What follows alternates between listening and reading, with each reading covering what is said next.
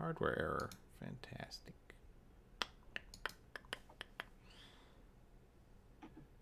Mercury retrograde. Damn it. Sorry, a second. Sorry. What's going on here?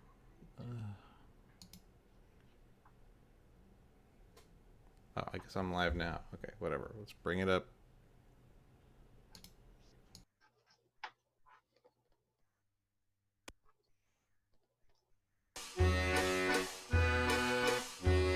Step up now, step up, friends, now let's be going.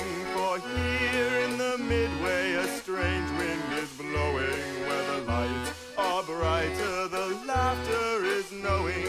Friends, into this tent now of marvels we're going. Sing it loud.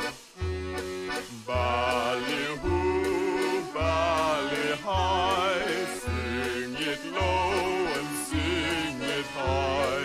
A song for the ages, for you and for me, where the carnival mirror is calling.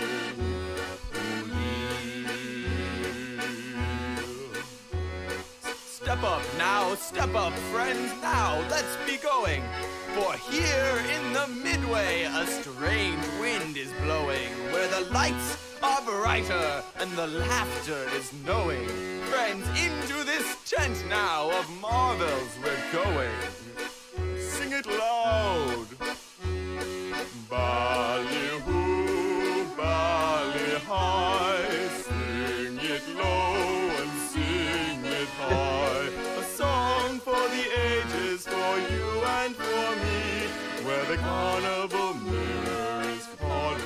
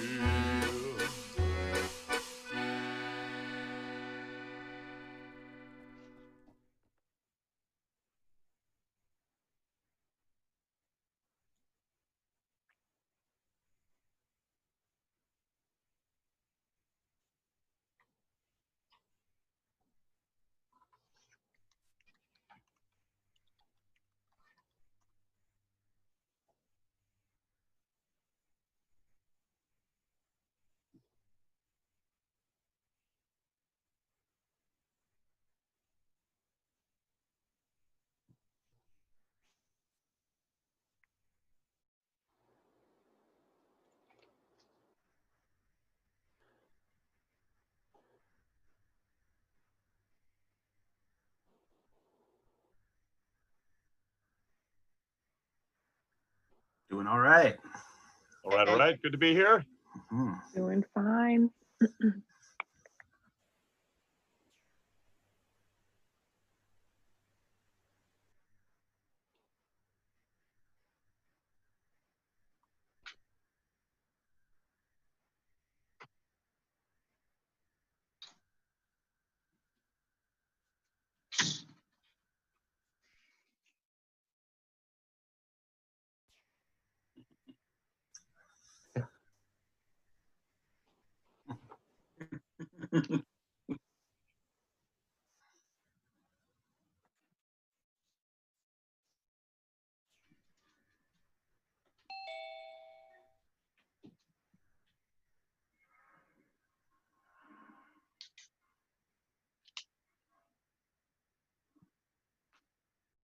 Which is great.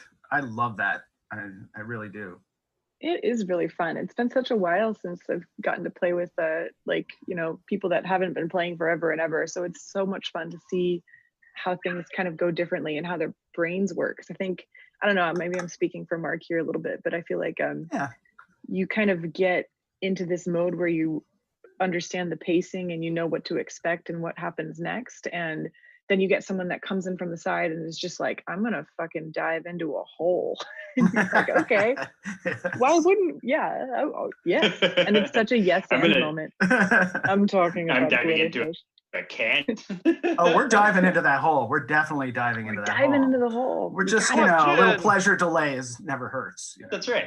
Yeah. It's there waiting for you.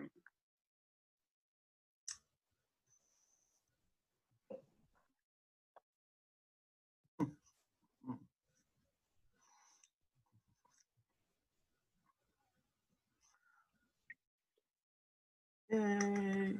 Lisa's here. Welcome. Dame Harlow is here.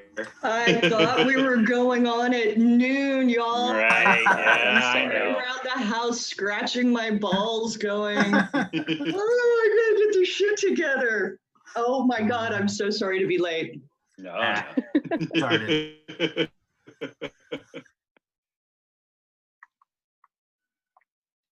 no. The big lady. Well, I guess a recap of last week's episode for folks that hadn't seen it is our gang who've realized that they are living in these personas in another world have their identity split, and their shadow selves, their evil selves, are out there running amok, trying to find a way back to Earth to take their places. So our crew was hanging around at the Moldy Book Tavern, finishing their meals, or in John Lark's case, half finishing a meal and getting a doggy bag. Went out exploring the city of Moonreach, the city of towers, and some of the crew went off to go check out the night markets for food and for pleasures, and the other crew went with Dame Harlow to the priory of her order to check in to see how things are going at her elected holy order.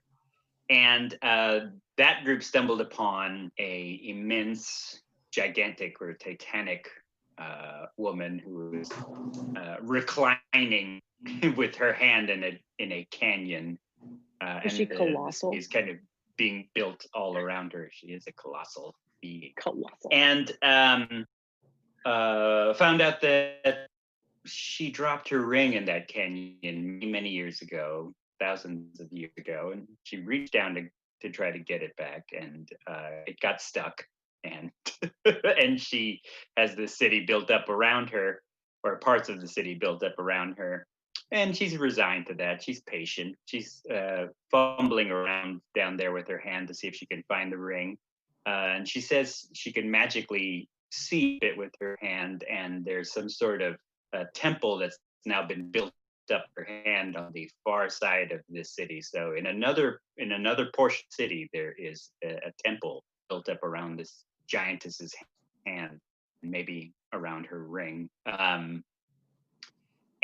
at the night market, that was Durgan Lurch, Rog Nobble of Diblin, and John Lark had delicious Cool Ranch frog legs, and as well as spicy frog legs. And we're approached by a strange little bird, maybe about the size of a goose, and we decided to call them floof gooses. And found out that this goose was actually a wizard who had been polymorphed somewhat permanently by his apprentice into this goose, as well as various members of staff of the wizard's tower, and implored our friends, giving a speak to animals potion to Rognobble of Diblington, to please come back, thwart this wayward apprentice, change the staff and himself back to their original forms, and he would award them with trinkets and story treasure to help them avoid the curse of the strain that is in the atmosphere of the Midway. And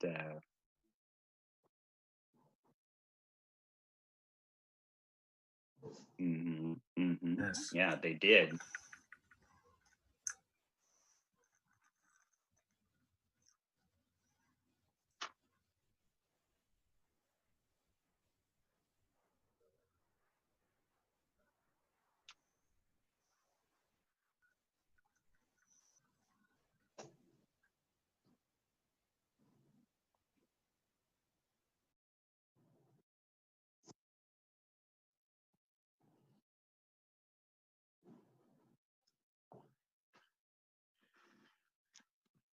Oh, Marty, your audible isn't. Hearing you. This is so great. Okay, that's better. I can hear you. Yes, so the Aternium Road has this effect that uses levels of exhaustion in the D&D rule set to simulate the kind of fading away that happens to people as they exist there. This is the price of the road, which was the name of this episode. Cool. So The titular line. yes, the eponymous title. All right, cool. So lots of other stuff happened. What were people's favorites moments? Jessica, what did you think? What was your? Oh, that's easy. Hot dog rain. There was Hot dog rain. so you're not going to see that in Very another Hassel game. Atkins of us. You're not going to see hot beef franks falling from the sky in a hail. Frank's Red Hots. That then was, hey, it actually helped our heroes. Of course, the question is, why did that happen? And so what we did a little bit with this episode is we had a donor game. A lot of other folks are kind of doing this on different streams, and we thought it would be good to try. As you know, the Mystic Midway is a nonprofit artist. This whole stream and all the content on Midway Tabletop is benefiting artists who are sort of out of work because of the crazy situation in the real world. So we're going into the fantasy world to help fix it. And so we made a little donation game that allows you to, for $5, give an inspiration point, which is a kind of a re-roll or a double roll. You can then do a $25 donation for certain things, $50 and $100.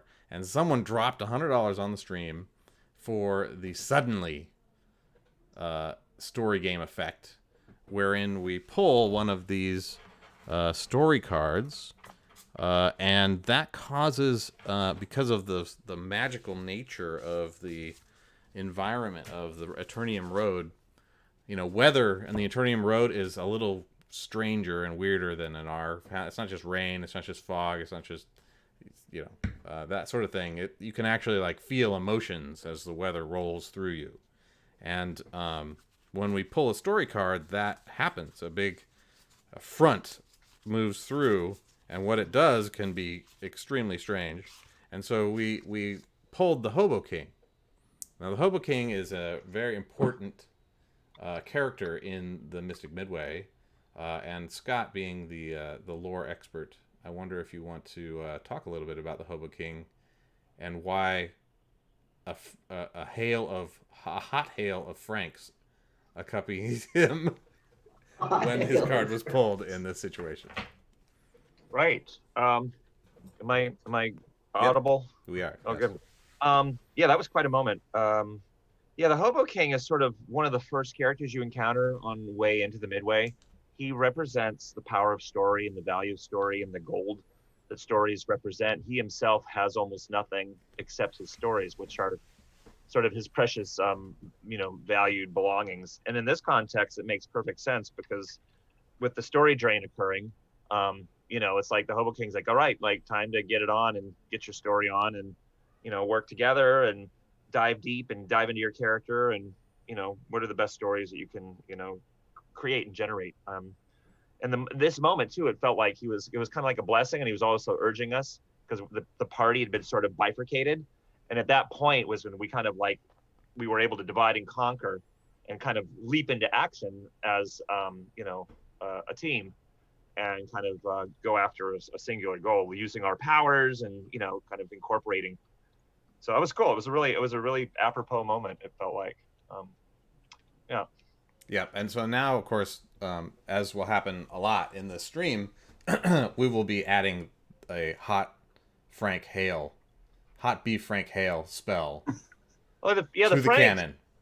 Yeah, the Frank's rep. I mean, he offers you a hot dog, and we've kind of LARPed, cosplayed the Hobo King at events, Yep. and we had these fake hot dogs and a fake fire, and it was kind of amazing how I created it as a vehicle for people to feel safe and sharing and opening up and just connecting in an authentic way.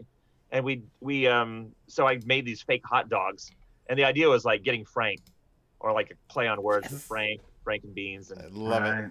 yeah, So that's where In this case- that's kind of where it came from. In this case, we opened up a can of whoop ass. You got a whoop ass. Oh, how did that? There were wolves. There were. I mean, Yeah, We have a wolf now on our side. Thankfully, Mhm. now with Yes, Glitter Wolf. Glitterfish became a glitter wolf. Yeah. Pretty awesome.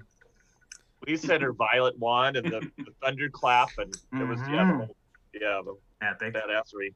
So yeah, Lisa, how did it feel to cast your first spell? That was so much fun. That was so much fun. Yeah. Yeah, I'm hunkering down today to do more reading and research because I want to be able to keep up with that sort of thing. It sort of it came out of nowhere. I wasn't expecting it, and I was so excited to get to do the magic part of Dungeons and Dragons that I've always heard about. Yep. Great. And work and get to branch character off of some action. We're writing these characters and sometimes hit a sticking point of like why and who and how, and it's so fun and clever to describe yourself in any way that you want to within the boundaries of the game, but then to really get to play an action and then get to build off of that. I'm sort of looking forward to going into that in my own head today and seeing if it gives me more connection to who Dame Harlow is outside of just, wouldn't it be fun to be a paladin dominatrix, you know? Yeah. I just wanted that part's also fun. Just wanted to share a little quick glimpse at the hot beef Franks in action here. This is there it is. Let's get Frank. Yeah, there's Daniel Briggs. Daniel Briggs embodying the Hobo King and kind of August clown makeup, also invoking Emmett Kelly Jr. And Weary Willie was actually his name, but this would be there's fake crappy hot dogs and there's a fan with a light and some yellow fabric to make it look like flames, but people get into it, you know. Yeah, That's so awesome. that little glimpse into previous emanations of the Whip Midway. Right. Mark, how about yourself? What was a great moment for you? Oh man, I liked it when we all kind of came together and I think we're learning who we are here. Like literally, we're in real life learning who these characters are now because they aren't who they were. So just sort of exploring like who we are together, and then when we all sort of hit that point, like with the hot dogs, the coordination was really cool. Like it just happened organically. We did the distraction. We got the sneaky ones kind of racing off to try to deal with the source of the problem while the rest of us are. It's just I love the way that all kind of came together. I definitely laughed a lot in just feeling the interactions from people, and I just love this exploration, and I love how people are kind of awakening to the magic, literally, of this game. So that's right. Yeah. It's really exciting to watch folks like really discover it and that kind of thing. Cool. So let's see. Yeah, we have other bits we wanted to talk about. Let's see. I apologize. I'll have to hop off in 10 minutes. Yeah, no worries. So let's see. everybody. The soul books sort of got like stashed away, but we're pretty excited about those. We posted the character descriptions with little portraits and soul books on mysticmidway.com. You can go there. There's Rog Novel's book. Already a prop. So gigantic. Nice. I'm so little. Damn it.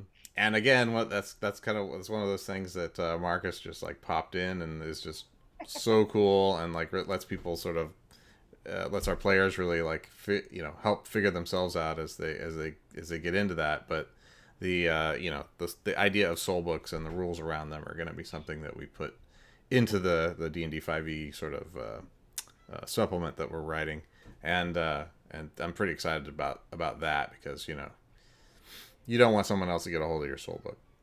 And fortunately, there are rules around being able to see it or touch it or read it. They're like Kisses in Kiss Me It's the Phantom Park. You don't want to get Gene Simmons' dragon because then you can manipulate it. And Yeah. Little horse Star Child. Yeah. Star Child. True name. What is your true name? The best. Yeah.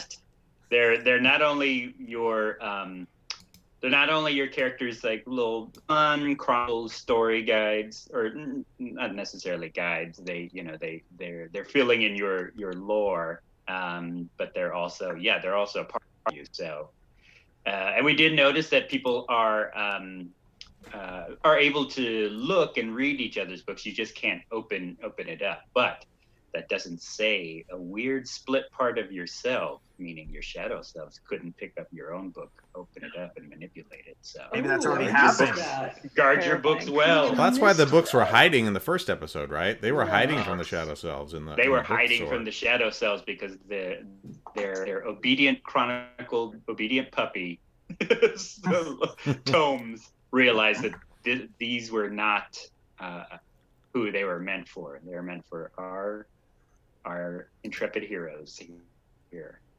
The true heroes. Truly. Yes, the Yes. truly true heroes. Moira Although Moon, the so- truly true hero. You haven't even met your Fae patron yet, so it'll be exciting. I don't even know how I Right. would play my shadow self. Chat knows his name because he's up in the little cameo donation game. Oh yeah. Oh boy. So yeah, so we have a couple of cameo requests. Froggy showed up as a result of that and did like the best a little frog could do to get everybody on track. Froggy's mom. Speaking of Froggy's mom, hi. Better Wolf. Hey Stephanie Muffson, she's playing Glitter Fish. Although right now she looks like a glitter wolf in the game for episode 2. Glitter wolf. Oh wait, you're muted, Stephanie. Yeah. You're muted. There you are. Yeah, as soon as we talk about Froggy's caretaker, Froggy's mom. So yeah, as part of the donation game, shows up to the party. somebody donated $25 and we gave a DM's choice for a cameo, and so the idea behind that is that maybe a beloved NPC drops in and does a little like hooja wada hada, and that's exactly what happened with Froggy. And like I said, the good little frog that they are, they try to keep everyone on track, and you guys wouldn't listen, but then eventually you got there. It was good. It was good. It was fun. It was Actually, perfectly fun. I want to say I really like the some of the dissonance between the players and the characters. Really, not the players. Like we're all all love and but the characters were willing to be kind of difficult and have this tension between each other, which I love. I love because I think a lot of times we're trying to be so good that we're like, oh, what do you want? Oh, what do you want? And I love that the characters are kind of conceited and difficult and sporadic, and I think that adds a lot of dimension. Well, that's the thing with a lot of role play, especially in D&D. We joke, we're like, here's 6 disparate people, and they meet at a bar, and they implicitly trust one another. They're like, oh, I don't know who you are. Let's go under together. I trust everyone I meet at a bar. Ruh-roh. That's We're why gonna this is learn fantasy. lessons here on the Aternium Road. We need to have That's a gonna be one of conversation. them. Sorry, Marcus, you were cutting out a little bit. We're cutting out there. Oh no, it's a frog impression too. We're missing it. Losing ya. But hey, Hot gin. Steph, how you I just want a doing? shirt for Froggy. It says hot gin. I'm good, thank you. I'm fine. Cool. So we were just talking kind of about favorite moments, whatever from the game this week. Anything stand out for you for Glitter Fish Wolf? I actually talking about that moment of disparate where everyone kind of went, but I liked when we finally all kind of joined together, even though Mona was still going, are we really doing this the whole way? It was kind of fun to see us all go and then kind of reconverge. I was actually excited about going down into the cavern, but I was up for any adventure. Or Glitterfish was. So yeah, originally we were going to go down the cavern, but then we went to the mansion instead. That whole time was kind of fun. Yeah, yeah. We'll go down into the hole. Don't worry. It'll happen. Yeah, it's very interesting to see, like, you're kind of first time player, so you and Lisa have a very and Scott, like, you guys all have a very interesting dynamic that is fun to watch as you sort of figure out, like, what even are we doing here, like, from a meta standpoint, from an actual in game, like, am I my character or am I talking out of my character, like, all that kind of stuff is really cool, and we've gotten like feedback from people, on the social medias and such, saying like they really like watching you struggle, I guess, but because they like get a better idea of what it's like to sort of start out. A lot of time you'll see these like really polished role players, and I love watching them, and they're like amazing voices and like drop into character and like to like seek out get the drama going like immediately, and and those are all skills that people learn over time, and it's really going to be fun to watch you guys discover them and sort of find. No idea what's going on. Yeah, that's okay. It's like that's kind of why. Yeah, I the premise. Do well at playing the fool, so here we are. It's so much more open when you don't necessarily know what all your spells are and all the specific things you do, because it makes it easier to say, well, I want to do something like this, and there's always a way to kind of make that work. When you're not pigeonholed by the numbers and the data and all the nerdiness, as much as it's important to kind of keep control of that, so we're not like flying around on spaceships in a fantasy setting, or exploding million people. What? Well, and that's why someone like Marcus is such a boon, because I feel like a lot of GMs would be like, well, you can't turn into a wolf yet because it's too soon for you. But Marcus is like, fuck yeah, wolf. We're a wolf. And Marcus just sort of keeps everything balanced. I'm just going to start like blowing smoke up your ass, dude. I'm sorry. Marcus has a great way of keeping the game balanced and keeping things in order, but still allowing a whole lot of character growth and creativity, and making that all not just part of the story but the whole story. I think that's Marcus's greatest boon as a GM. It's just his ability to yes and everything.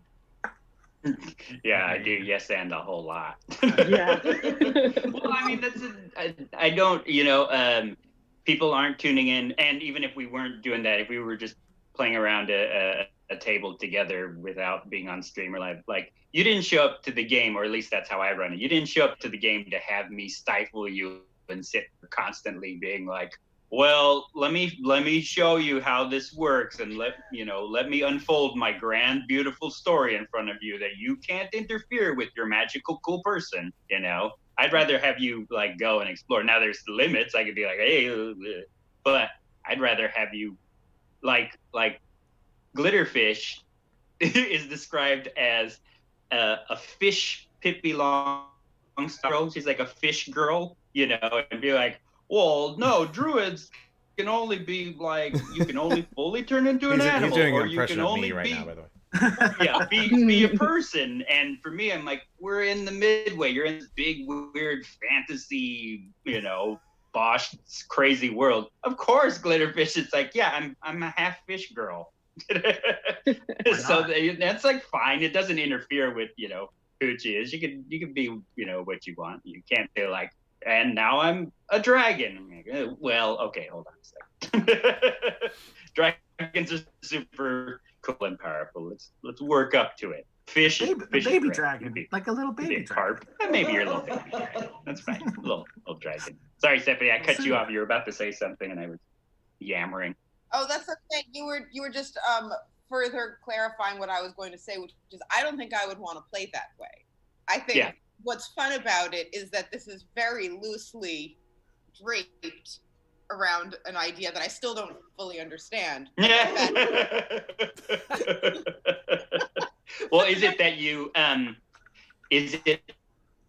you don't fully know all the like nuances and rules of being a druid, or you just don't know what's going on in story wise? I have no idea what the point of Dungeons and Dragons is. I don't get it at all. This is exactly what Dungeons and Dragons is. Just storytelling and being goofy. No, I mean, like, people the tell storytelling deeper is, stories. storytelling is the part I get. That's the part that's really fun for me. And then everyone stops and suddenly we're rolling dice and I'm like, okay. That happens. And I wait for that to be over. And I'm opposite. I am completely opposite on this. Coming into it, I didn't realize that Dungeons and Dragons was so story motivated and that folks were so deeply invested in a character to a point that, I'm just finding out, oh my gosh, there's all of these books and graphic novels and so forth that are based out of some character that somebody played for some years and developed such a great story that they went ahead and made a comic out of it or published a whole character out of it. I'm learning that now. I didn't realize. I thought it was all rolling and like, I don't know, maybe I thought it was kind of like Risk with dragons.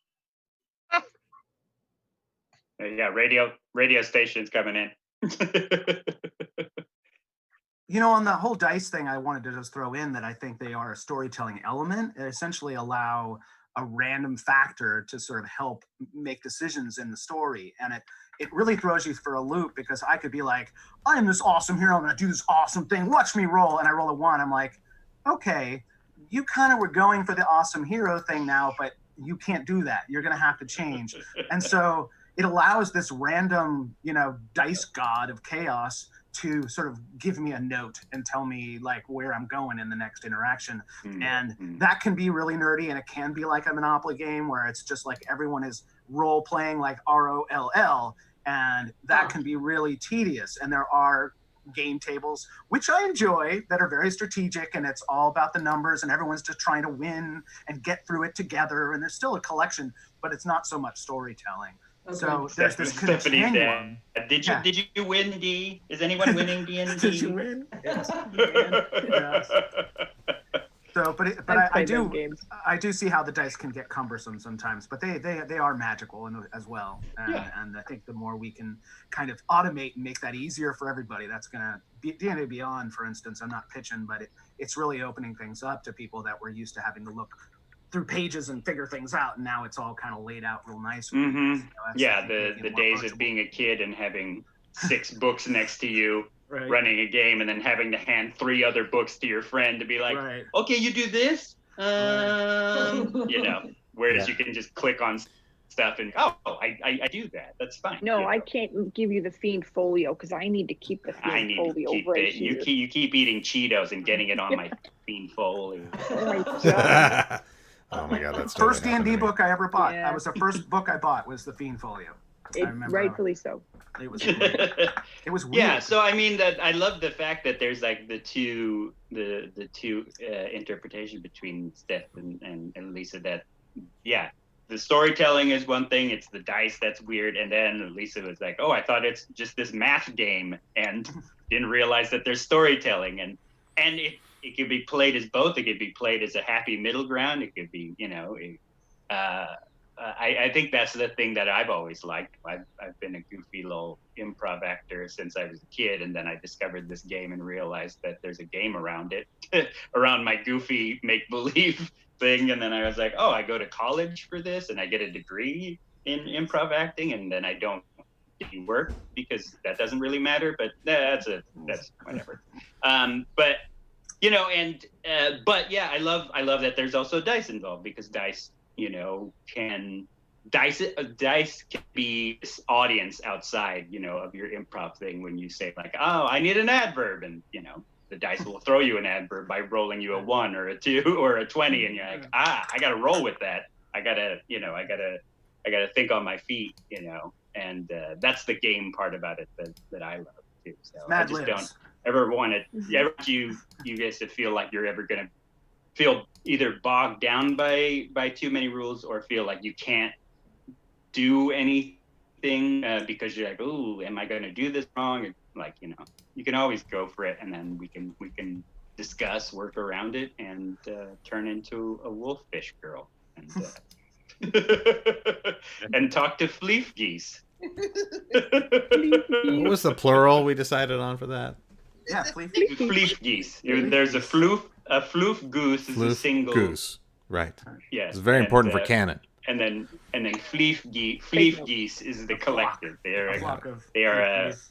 they are a flaggle of fleef geese. Good. I was going to say Flaggle. Right? A flaggle of fleef geese. I know that band in the Flaggle. 80s. They were great. Yeah, flaggle rock. They totally rock. So we yes, and we sort of found a bunch of different were there more polymorphed creatures in the There were. apprentices' So little yeah, menagerie? we went to the apprentices or sorry, the wizard's estate and found out that all of his staff had been experimented on and turned into either fleef geese or some of the more bully boys of the staff who I guess must have worked their favors with the apprentice, were turned into these big wolves that were kind of keeping or the rest of the staff in line as the master, quote unquote, does his polymorphing experiments. So he's he turned the Sculinary Maids and the Grandiomo and and the stable boys into fleef geese, and some of the other crew are a bunch of. But he also has a bunch of ragtag thugs working for him who all got it handed to him by our intrepid crew. Although Durgan Lurch, Mark's character, got hit in the shoulder by a big old club. Oh. And you guys get to experience a party member getting injured and learn what hit points are. Hit points are being your life's blood or how long you're going to be in the scene before you're unconscious. Yeah, I think that it's like this whole setup seems to like are we thinking that Pink Floyd's Animals is kind of like the soundtrack? Wow. To Yeah. this whole Well, this is like the situation. Stanford prison Ladkins. experiment going on, right? Yeah, can we afford Pink Floyd's Animals? No, we can't. Okay, No. forget it. No. No, we can't. No. Well, maybe we can get it on like MIDI, like an 8-bit Perfect. version or something. Awesome. But yeah, they experienced a little combat, a little dice rolling. Wolf and Rock Novel are doing a little sneakiness through the wizard's tower. Right. On Yeah, their so way we got into some tactics and stuff. So you can expect to see what happens in episode 3. We haven't come up with a title yet, but we will. Or come up with one right now if you want. Yeah.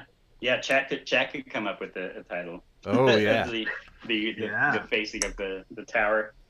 Yeah, and the giant 4-poster bed that's getting turned into this. Right. It turned into this California king-size dragon. Very Oz. Oh, that's what it's Yes. being turned into. Yeah, it's like Return to Oz with The moose bed. yes, Yeah. the moose bed. I would effect. like to get California King added to the size descriptors for all monster dragons. manual Yeah, it's like creatures. gigantic, Yeah, that's like gargantuan Yeah. California king. You've got colossal, gargantuan, California King. California, Yeah. California Queen. Is it a diminutive monster? No, it's California king. Is it California oh, King? Man. California. Is there Four a extra full? inches. Yeah.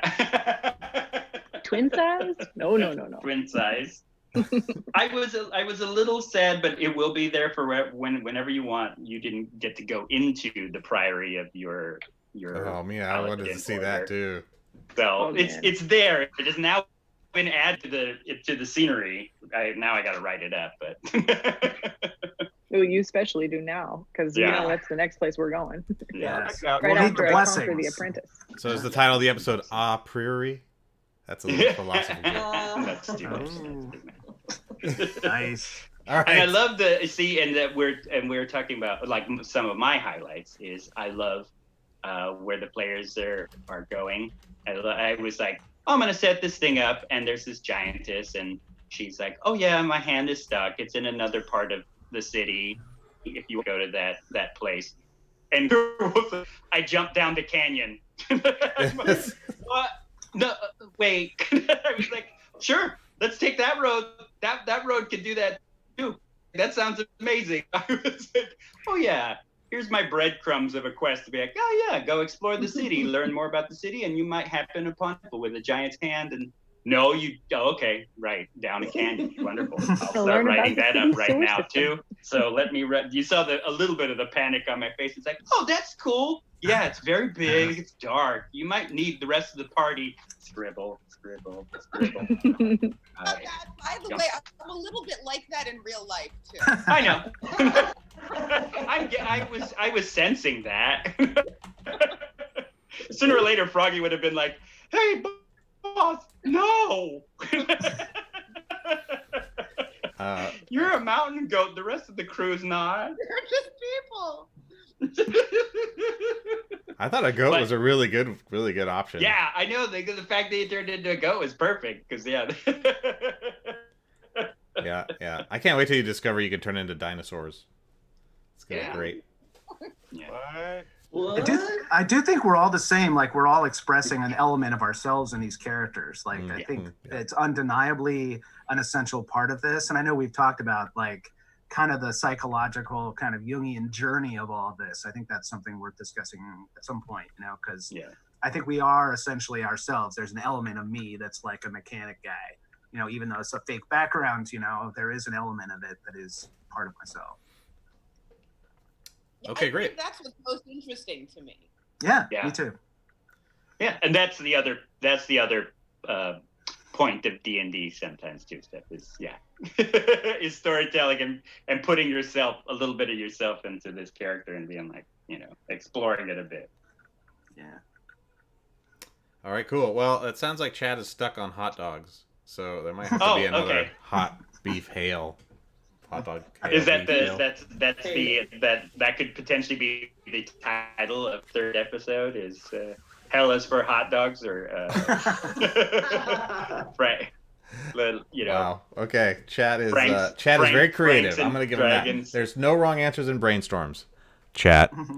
Okay. That's right. There's no wrong answer. We're just throwing hot dogs. Throwing hot dogs against the wall. And seeing what sticks.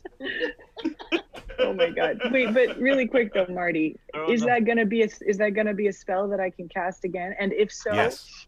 Can I get Hazel Atkins' "No More Hot Dogs" played in the background every time? I don't know if we can hook that up. I mean, I know that we could hook up roll 20, but I don't know if you can play audio when you roll a spell. Just play it like on your phone, like by your mic. Pull it up. Just start playing it through your mic.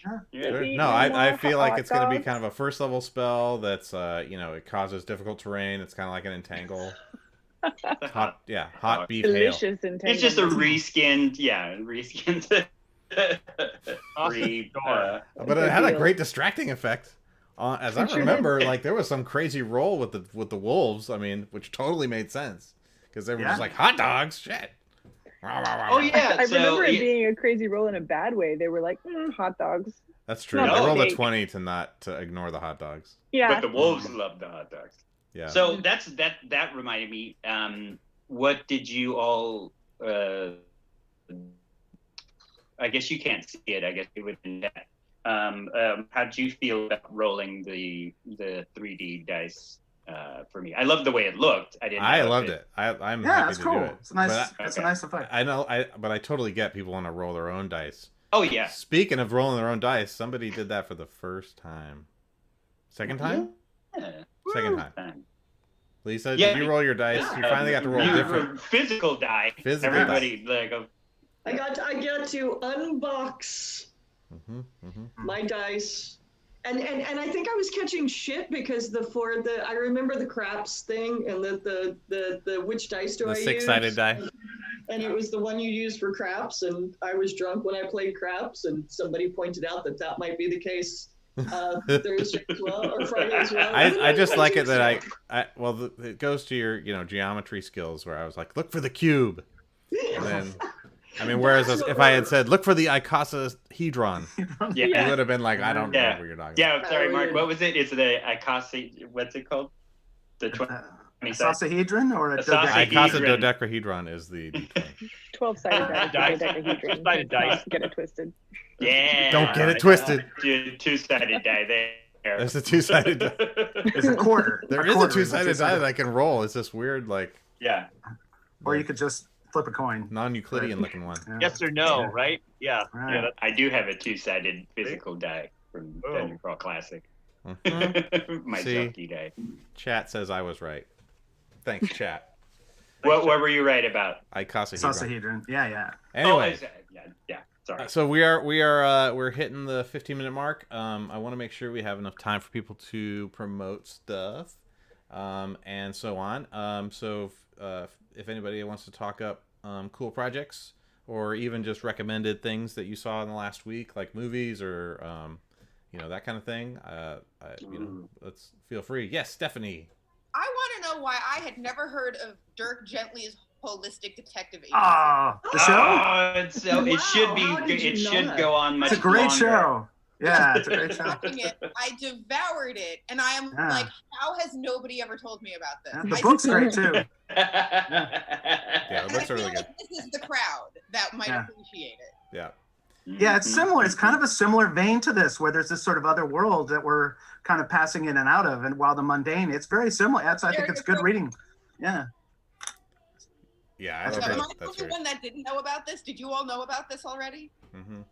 Yeah. I'm a huge nerd. I know about all this stuff. I mean, that's the thing. Maybe we can definitely do recommendos so that we can go like, Yeah. check this out. Anyway, to those of you out in the world that haven't seen it, if you're watching this, I recommend it.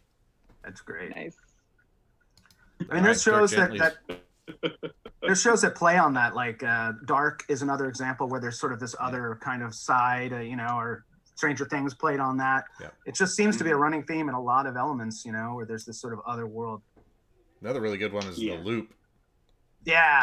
Tales from the Loop. Tales from the Loop. That's A great role-playing game. Now Yeah. a very, very fun television show.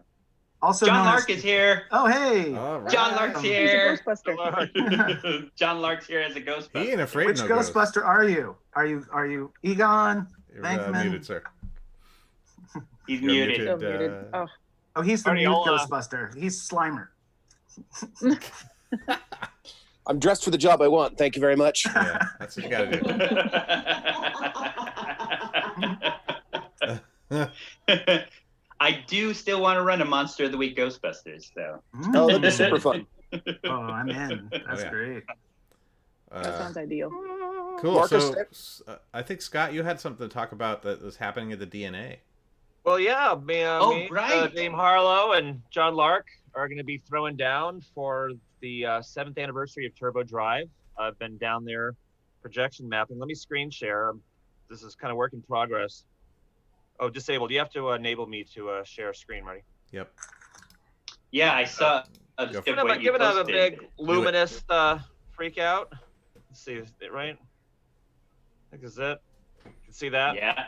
Yeah, so it'll be all kind of an animated Look Cyber at- City Oh, So nice. cool. dancers, and yeah, so I've been put that up in a day. So, and thanks Lisa and folks for Really helping cool. out. Thank you to DNA. Yeah, everybody log on. Get pizzas, order drinks. These Yeah, these go to two here make- DNALounge.com. yeah, they make mean cocktails. So, yeah, support the arts. So yeah, speaking of Turbo Drive and Synthwave, if you have a chance to check out Blood Machines, it is the best thing since the heavy metal movie. I gotta highly recommend. It doesn't make any sense, and you're not watching it Whoa, for it to make love it. sense, but it is a visual feast that could only come from the French. It's amazing. What was the name again? Blood Machines. Machines. It does Gonna not project make it. any, I'm gonna project does it large. not make any sense. Nope. And they worked so hard on it. They had to do 3 Kickstarters. They killed themselves doing it. But it's beautiful Oh, that's awesome. in a very dark, synthwavy way. Yeah, I highly recommended Blood Machines. I think I it's gotta jump off. God, I'm late. all right. I'm gonna Thank head you, off. Scott. Thank you, everybody. Have a Look forward to wonderful more day. adventures. Stay Thank you, magical. Scott. Stay Good luck. mystical. Scott. To Bye. Turbo Drive. Bye. Nanu. Lisa. Nanu. Yes, Nanu. so Long and prosper. please check out DNA Lounge, the pizza restaurant. You can walk up and order both bottles and cocktails. Jared and I have been batching for the last couple months, and there's a great selection of pretty much a great selection of old favorites, some new stuff. I tend to go herbaceous and fruity, so there's some fruit-based stuff and herby-based stuff, and then your good old-fashioned whiskey sours and bee's knees. It's a really beautiful cocktail. Yeah, bee's knees. And I haven't seen it advertised, so this is kind of a pain. I can't tell you more, but I believe Devin Dossett was going to do a sort of a special deal on lavender lemonade and a bee's knees because they're pink and blue a la Turbo Drive colors. So with the Midway's blessing, if I get any more information on a drink special for tonight's Turbo Drive or a special offering. I did see the Turbo Drive special is up. What's that? What is it? What is it? Special is up. Oh, where is it? What is it? I saw it on Instagram, I believe. I don't have. I left my phone in the other room. Well, so yeah, it was supposed to be 2 cocktails for less than it normally is. Nice. And then you can also order through DoorDash, Allset, Grubhub, and I am a dancer and a performer who has just been so rootless and anchorless these last 3 months. But tonight I'm going to put on my dancing shoes and I'm going to go at Turbo Drive. Sweet. I will be the oldest lady on the stage, God damn it, and I'm going to represent the geriatric set. Hey, it's Space Mountain. Space Mountain, Lisa. Space Mountain, Jim Harlow. Oldest ride, longest line, baby. Nice. As it should be. As it should be. E-ticket. Jessica or Jared or Marcus, you guys have any recommendos before we wrap it up? I have a quick one, just like a really random out of the blue. If you are looking for a way to volunteer and give back right now without leaving your house, and you don't already know about it, RACES, the Refugee and Immigrant Center for Education and Legal Services, the guys that are helping the most with all of the little kids that are being imprisoned down in Texas. They have a thing called Cartas de Corazón where you can write little greeting cards to families to help welcome them into America and stuff. It's a really cool way to give back and make a difference in someone's life without having to go outside or put on a mask. That's a fun thing to do. That's wonderful. Is there a website? Is it Cartas de Yeah, it's Corazón? racestexas.org, RAICES Texas.org, and they have just a lot of different volunteer opportunities, and it's pretty easy to find remote volunteer opportunities in there. That's wonderful. Thank you so much for that recommendation. That's a great thing to do. Love it. Yeah, they're a great organization. They are. I agree. That's all I got. Thank you. We're just kind of doing recommendos and stuff. If there's something cool you guys came across in the last week, just for context. Any music? Or besides DNALounge.com and go ahead and check that out. Who also has cocktails to go. Today also Blackbird Bar is doing our bottle and cocktails there at Blackbird, which is my bar. Yeah. That I am. Yay, Blackbird. I'll wheels by real quick. And if you wonder what my inspiration and Jess's patron is going to sound and act like, watch the beautiful Matt Berry on Toast of London, because Matt Berry is a Renaissance god. Oh. Matt Berry? Oh, you're so lucky. I will try to do Matt Berry justice, as well as Toast of London. Nice. Toast of London's great, and I guess the only recommendation I also have is wear your fucking mask. Oh, do that. Yeah. Like there's a lot of cool fashion choices now too. Right. Don't stick your nose out of your mask. Right? That I is know. the worst. Chin maskers. Come on. Yeah. What is the Don't point? do that. Okay, great. So we are just about wrapping it up. I really, really appreciate all the cast and crew coming to talk about episode 2 of the Aternium Road, the road's price. And so we hope you all enjoyed what's happening. We're looking at a lot of very interesting things coming up for Midway Tabletop. We are announcing our alliance with We Roll Deep and Good Geek to Go, Good to Go, Geek to Go. Yeah, who are an awesome, amazing community on Facebook, social media, and also running superhero stuff that we're going to be adding to the stream Nice. with some basic, not basic, some I would say spectacular. Might I say Shift X quality role playing in the original Marvel Unearthly. Superheroes system. So that's going to be crazy nostalgic, and also feature all kinds of super teams like Alpha Flight and the Avengers, and lots of interesting stuff going on there with like a really diverse cast. I'm really excited to work with Marcus and Robert Strouder, who are the key folks there with that group. And then there's something cooking that we're not going to talk about yet, but it's going to be very exciting. I will release the title now. It's a series of horror one-shots, role-playing games that are shadow stories.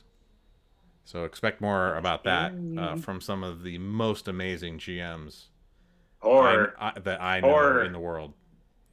Scary. Yeah, running scary games. So yeah, if you think playing make believe was like, how could that be scary? I have attended and played in some of their dramatic games, and I'm like, all right, well, this is scary. So we're going to be very excited to bring that to as another theme stream night. More about that in the future. All right. Related to that, Lovecraft Country is coming out. That's the Jordan Peele horror thing. Holy chowder, does that look good? Yeah, I'm really looking forward to that one. Yeah, absolutely. All right, cool. Thanks, everybody. I hope you all have a great week. We'll see you on Tuesday at 8 p.m. for the next episode. Episode 3. Do we get a name? We have a lot of wiener names, and so I'm not going with that. We will reveal the title of the episode soon. But thanks for your help, chat. There's no right answers in brainstorms. All right. Bye, everybody. Love you guys. Bye. Bye. Bye. Your name? All right. See you later, guys. There's a strange wind blows in Midway Alley.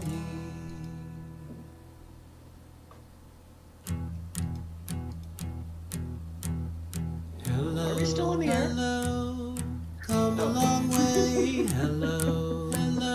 Hello, we say we welcome you to our jamboree. In Midway Alley you will see.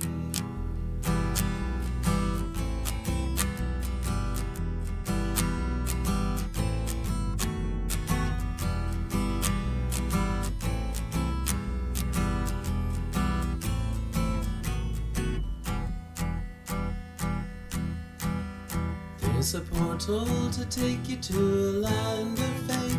Take your friends by the hand, take a chance on fate. Be your fortune told, let your heart be clear. There's room for one more soul right here. There's a place they call the Mystic Midway. It feels surreal, but your life is for real. Claim it as the adventure it is in the place they call the Midway.